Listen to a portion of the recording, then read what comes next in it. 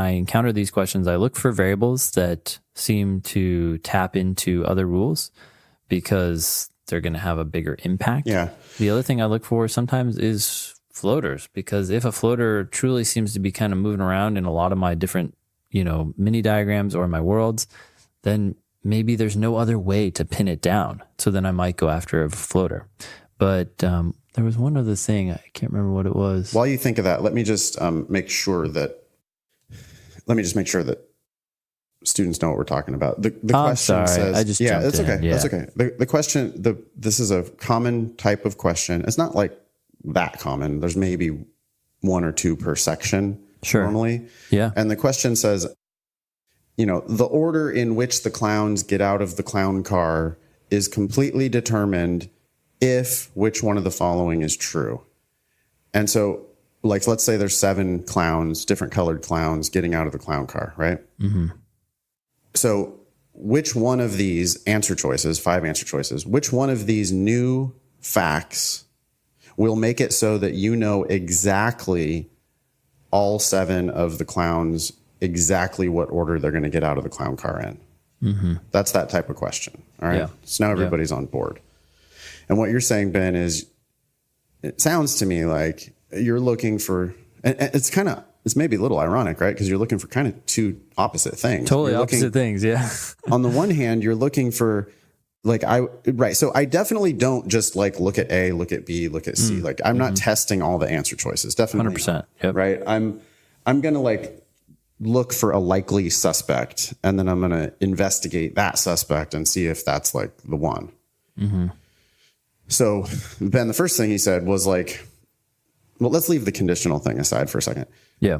The first thing is an obvious thing would be, well, who's a player who's connected to lots of other players? Mm-hmm. Yep. If the green clown, if the green clown was mentioned in 3 rules, it's very possible that if the green clown gets out third, you're going to know everything. Mm-hmm.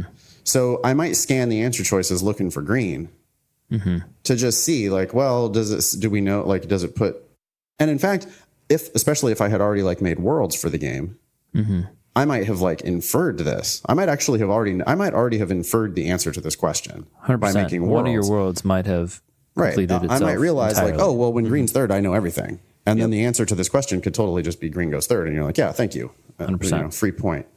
So that's one. Another one would be, as Ben said, a complete wild card, a floater.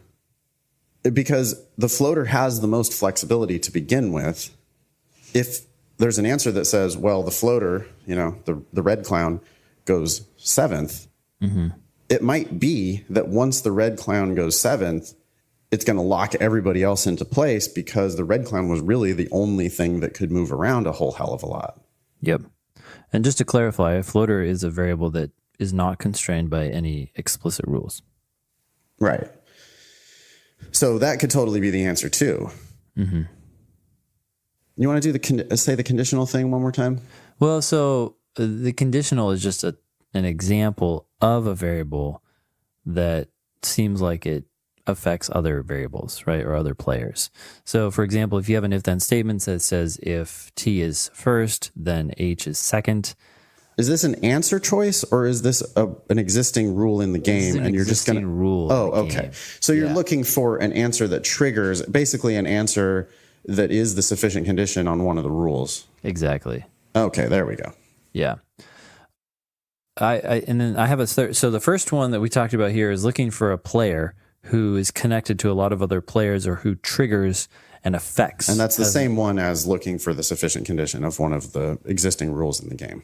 Exactly. The other option is to look for a player who is completely unconnected from anyone, right? Maybe because we know that with the other rules, we were unable to pin down this variable in any of our diagrams. So pinning this person down or this player down is necessary if we want to, or likely necessary if we want to completely determine the order or the arrangement of all the variables.